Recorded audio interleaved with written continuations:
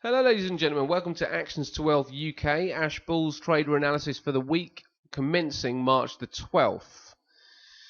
I'm looking at the dollar closely this week. We have a Fed rate decision out on Wednesday. We'll quickly get to some data, news and data, see what's due. Conference from ECB President Mario Draghi. We saw some moves to the upside in the euro last week after Draghi's comments that he's optimistic about the outlook for the Eurozone. Still going to see growth come off a little bit, and the asset purchase has just started to level off a little bit, but they still suspect there might still be a need for that. But that's a little bit later down the line. They see some pretty positive data happening right now. So given that, we will look at potentially some euro strength earlier in the week. Then things may start to change, specifically on the Wednesdays when we start to see significant things really start to happen. Average earnings index 3-month over from the UK, claimant count also from the UK, but this is the big one: CPI, core retail sales, and then the FOMC statement. So the federal rates fund rate is out at 6 p.m. on Wednesday the 15th. That is going to be the driver this week, and it's going to be very interesting to see what's going to happen, because if they decide not to change the rates after all, we will likely see a bit of a tanking in the dollar.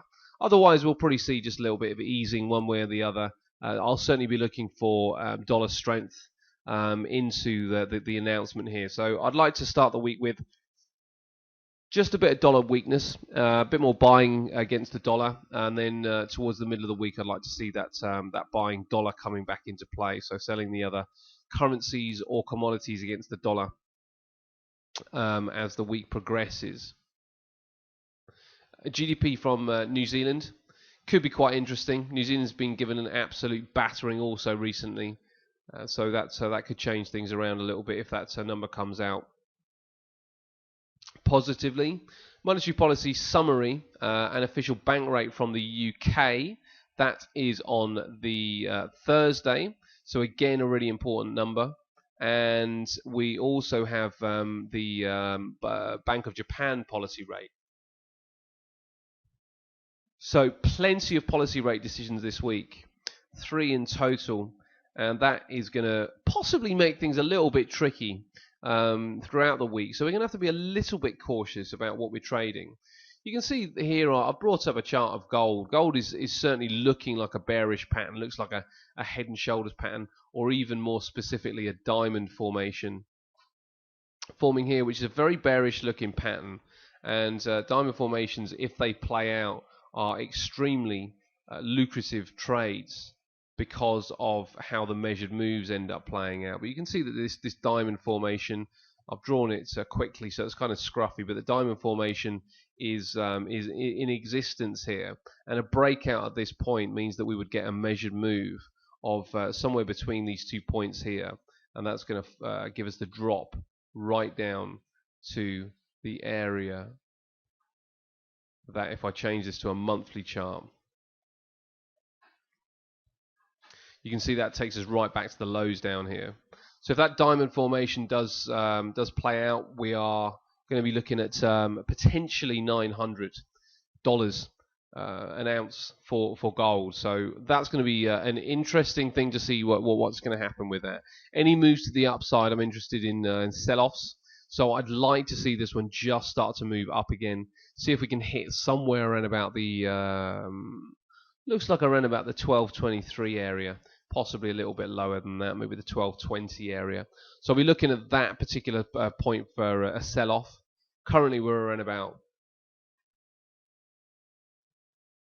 1204, so work to do. But if that does start to move forward, then I would be looking for selling opportunities in gold against the dollar. Aussie's also quite an interesting one. Again, if this one starts to move forward, probably looking for a sell-off in this one. Data and numbers from Australia haven't been too bad at all. Obviously, we got those retail sales out on Monday.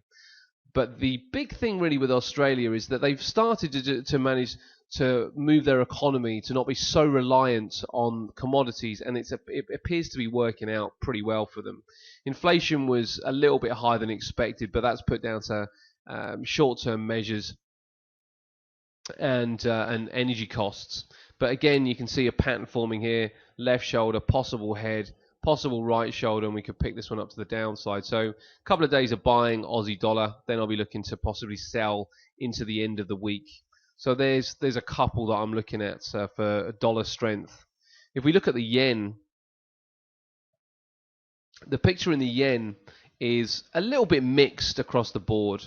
Certainly the longer term timeframes of the yen are still bullish but bearish if you're trading a currency pair with the other currency pair, they're named first against the yen, so that they're going to be starting to look kind of bearish, because I would expect more buying to come in against some of these currencies. So CAD yen, it certainly looks, when we look on the daily chart, that we have a pretty negative looking bar here, which would suggest some downside.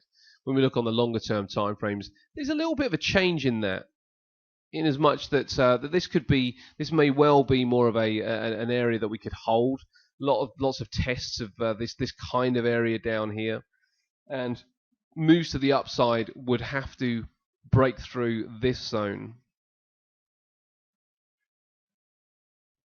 to have true significance, and moves to the downside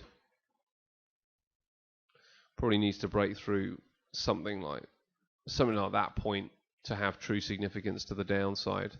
But as you can see, the yen hasn't been in this kind of scenario against many of the others. You're looking a little bit negative against the CAD, but look at what's happened with the euro. Euro's really taken off to the upside against the yen. These are daily charts that we're looking at right now, but you can see that that particular point was the point that it hasn't quite been taken out with any significance. So anything that looks like we might start to get a little bit of strength coming back into the yen, probably more because of anticipation rather than the actual release, then things like the euro look like a pretty attractive option.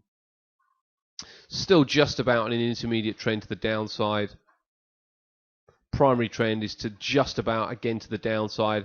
Looks like an inverted head and shoulders pattern might well be forming here, so going to have to be very cautious trading this particular currency cross. But if it does manage to break and hold through this area, which it appears like it's doing currently, then there may well be more buying coming in. But this looks pretty overextended to my particular taste right now. So if we're looking for upside, we do need to see some retracement. If we're looking for downside, then just a sign and signal up here that it's turning around, and we've got a trade on. So there, the couple of bits and pieces I'll be watching. Also watching the Aussie pretty closely. You can see Aussie yen on the 4 hour is possibly one that hasn't really caught up with the others. As I say, the data from Australia hasn't been bad at all. So any sell-off in what's happened with Australia was because they didn't really change their monetary rate either, and buying initially came in, but a little bit of selling ensued after that. So realistically, if we are going to be taking trades to the downside in this Aussie yen, then we're going to need to be looking for a definite break and a hold beneath this particular level here. Looks around about 86.130. And things with the pound. The pound is very, very interesting right now. Again, if we're starting to see further weakness in the Aussie, the pound's at a decent level. We're looking here on our daily chart. You can see that we're getting pretty close to a point that may well start to carve out as a bit of a low, bit of a bottom down here possibly in the pound. And this is in existence against many of the currency pairs. Looks like the euro managed to eventually take out the area of potential resistance against the pound. And it took it out fairly significantly. So any moves back to the downside are at this stage likely to be brought back up again. But things could change as the euro zone starts to develop. We got French elections very, very soon.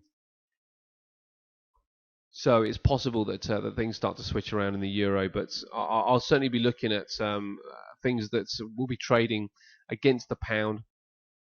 Pound dollar could also be of interest. Starting to see a potential base point down here as well on a daily chart. We just seen these dojis down here, and they both look like we might just start to ease forward a little bit. But that may again be when we start to hit the middle of the week, with speculation that things might start to shift around in what's going on with the pound.